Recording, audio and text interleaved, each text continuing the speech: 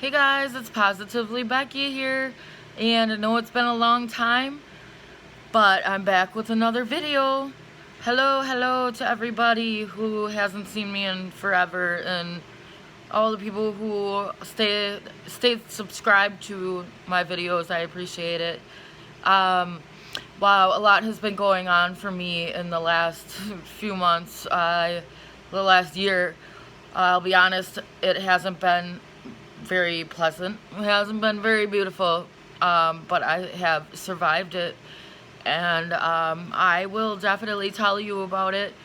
But I do believe that I've gone through some really rough patches in order to really accelerate my ascension process. And at the time, I didn't really think so. I was kind of down on myself and kind of lost all my spirituality, honestly. And now I feel like it all happened so that I can realize that struggle is put there so that things can change, and to also teach us that life does go on, and you could be the most down and bring yourself up to the best place ever. So I wanted to throw another video out there just to kind of, I don't know, so much has happened to me that I could go on and on for forever, but I literally lost everything, and I'm rebuilding from scratch. And not to get into details, but I lost all of my material possessions. Everything just was taken from me. It was gone, and down to pictures, birth certificates,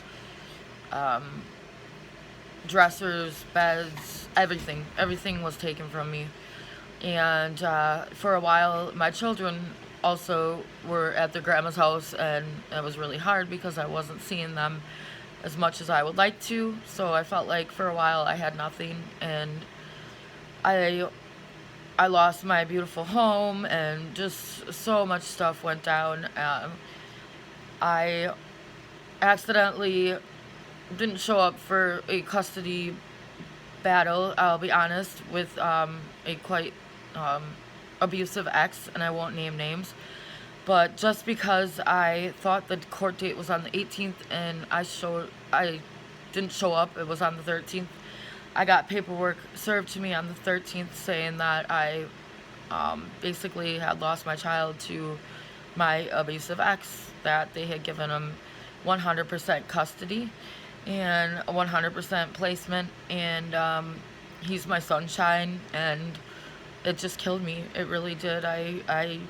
I'm still trying to deal with the emotions that are running through me with this, because he was a very, very bad man, and for the court system to just give him 100% custody because he was lying, and I missed the court date, knowing that not purposely, but accidentally sent my son to basically the devil to me. It really killed me, and boy, things like that teach you to be strong and to keep going on, because I am in the process of, trying to get him back, and I do believe that I will.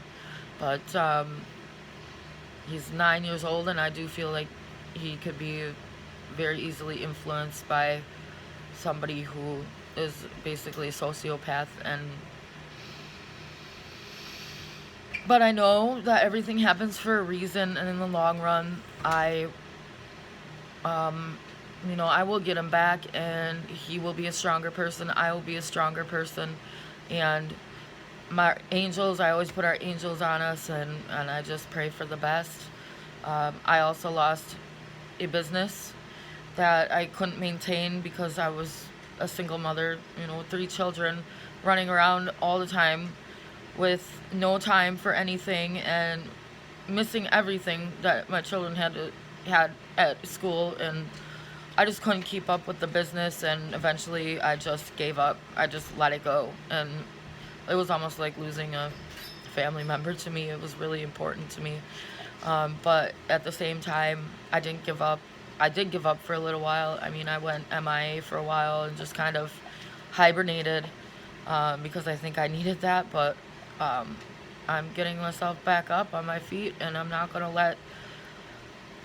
these I'm not gonna let these situations and circumstances be the death of me.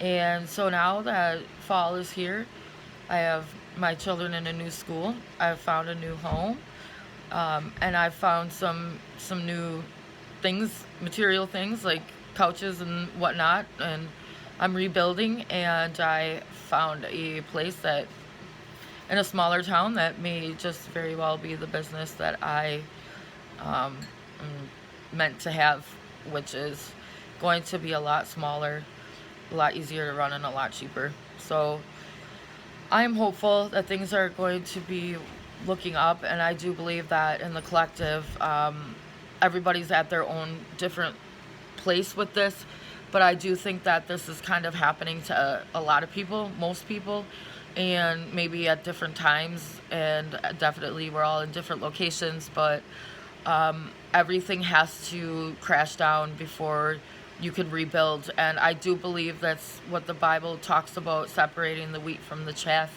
It's basically the strongest people are going to survive this.